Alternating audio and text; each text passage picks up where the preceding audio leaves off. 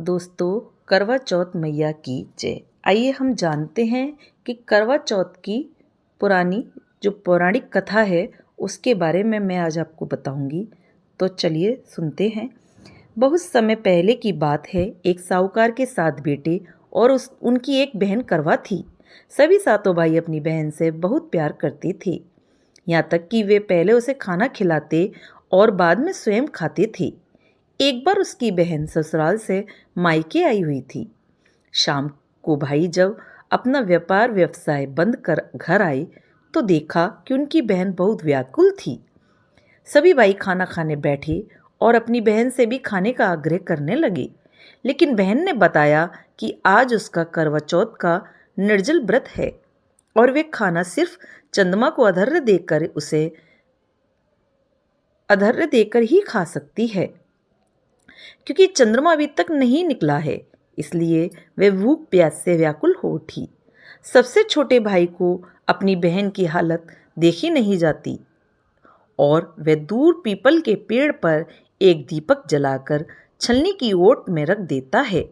दूर से देखने पर वह ऐसा प्रतीत होता था कि जैसे चतुर्थी का चांद उदित हो रहा हो, कि चतुर्थी का चांद निकल आया हो।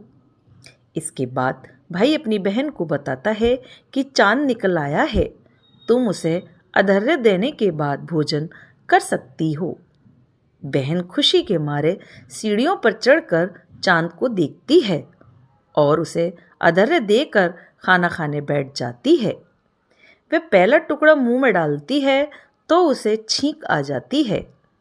दूसरा टुकड़ा डालती है तो उसमें बाल निकल आता है और जैसे ही तीसरा टुकड़ा मुंह में डालने की कोशिश करती है तो उसके पति की मृत्यु का समाचार उसे मिलता है। वो बौखला उठती है, बहुत चिंतित हो जाती है। उसकी भाभी उसे सच्चाई से अवगत कराती हैं और उसको सारी सच्चाई बताती हैं कि उसके साथ ऐसा क्यों हुआ। करवा चौथ का व्रत गलत तरीके से टूटने के कारण देवता उससे नाराज हो गए हैं और उन्होंने ऐसा किया है। सच्चाई जानने के बाद करवा निश्चय करती है कि वह अपने पति का अंतिम संस्कार नहीं होने देगी और अपने सतीत्व से उन्हें पुनर्जीवन दिलाकर रहेगी। वह पूरे 1 साल तक अपने पति के शव के पास बैठी रहती है, उसकी देखभाल करती है। उसके ऊपर उगने वाली सुई नुमा घास को वह एकत्रित करती जाती है। 1 साल बाद फिर करवा चौथ का दिन आता है। उसकी सभी भाभियां करवा चौथ का व्रत रखती हैं। जब भाभियां उससे आशीर्वाद लेने आती हैं तो वे सब भाभियों से यम सुई ले लो, पिए सुई दे दो, मुझे भी अपनी जैसी सुहागन बना दो, ऐसा आग्रह करती है। लेकिन हर बार भाभी उसे अगली भाभी से आग्रह करने का कहकर चली जाती हैं। इस प्रकार जब छठे नंबर की भाभी आती है तो करवा उससे भी यही बात दोहराती है और यही बात बोलती है कि भाभी उसे बताती है कि चूंकि सबसे छोटे भाई की वजह से उसका व्रत टूटा था, अतः उसकी पत्नी में ही शक्ति है कि वह तुम्हारे पति को दोबारा जीवित कर सकती है। इसीलिए जब वह आए तो तुम उसे कसकर पकड़ लेना और जब तक वह तुम्हारे पति को जिंदा ना कर दे उसे नहीं छोड़ना। ऐसा कहकर वे चली जाती है। सबसे अंत में उसकी छोटी भाभी आती है। करवा उनसे भी सुहागिन बनने का आग्रह करती हैं, लेकिन वह टालम टोली करने लगती है। उसे देख करवा उन्हें जोर से कसकर पकड़ लेती है और अपने सुहाग को जिंदा करने के लिए कहती है।